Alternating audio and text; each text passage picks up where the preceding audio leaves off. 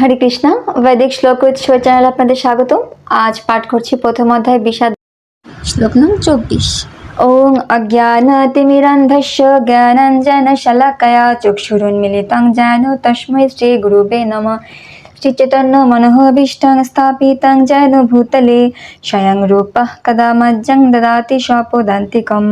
বন্দেহং শ্রীগুরুः শ্রীযুতপদকমलं শ্রীগুরুन् বৈষ্ণবাंश्च শ্রীরূপং সাগ্রজাतं সহগণ রঘুনাথান্বিतं तं সজীবं সদ্বৈतं সাবধূतं পরিজনসহিतं কৃষ্ণ চৈতন্যদেবং শ্রীরাধাকৃষ্ণ পাদান সহগণ ললিতা শ্রী বিশাখান্বিতাংশ্চ।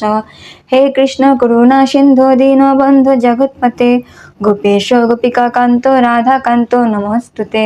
তপ্ত কাঞ্চন গৌরাঙ্গী রাধে বৃন্দাবনেশ্বরী বিশ্বভানুসুতে দেবী প্রণমামি হরিপ্রিয়ে। বঞ্চাকল্পতরুভ্যশ্চ কৃপা সিন্ধুভ্য এব চ পতিতানাং পাবনেভ্যো বৈষ্ণবেভ্যো নমো নমঃ।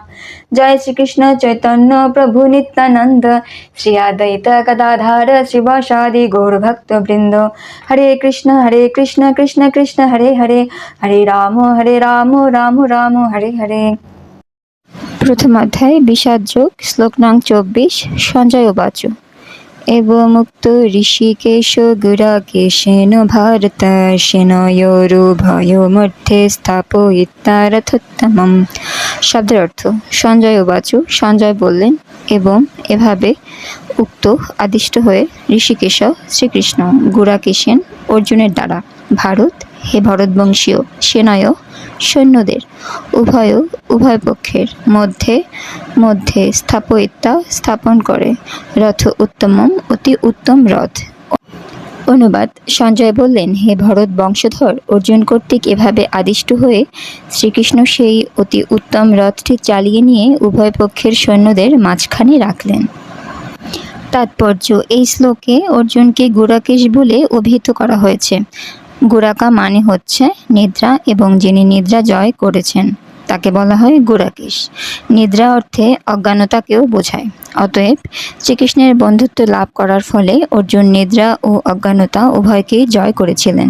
শ্রীকৃষ্ণের পরম ভক্ত অর্জুন এক মুহূর্তের জন্য শ্রীকৃষ্ণকে বিস্মিত হতেন না, কারণ এটি হচ্ছে ভক্তের লক্ষণ। শয়নে অথবা জাগরণে ভক্ত ভগবানের নাম, রূপ, গুণ ও লীলা স্মরণে কখনো বিরত হন না।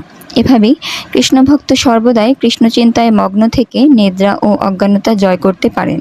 একেই বলা হয় কৃষ্ণ ভাবনা বা সমাধি। ঋষিকেশ অথবা সমস্ত জীবের ইন্দ্রিয় ও মনের নিয়ন্তা হবার ফলে শ্রীকৃষ্ণ অর্জুনের অভিপ্রায় বুঝতে পেরেছিলেন কেন তাকে সৈন্যের মধ্যে রথ স্থাপন করতে বলেছেন। এভাবে অর্জুনের নির্দেশ পালন করার পর তিনি বললেন। পাঠ করলাম প্রথম অধ্যায় বিষাদ যোগ শ্লোক নং 24। পরবর্তী শ্লোক নিয়ে আবার উপস্থিত হব। আজ এ পর্যন্তই।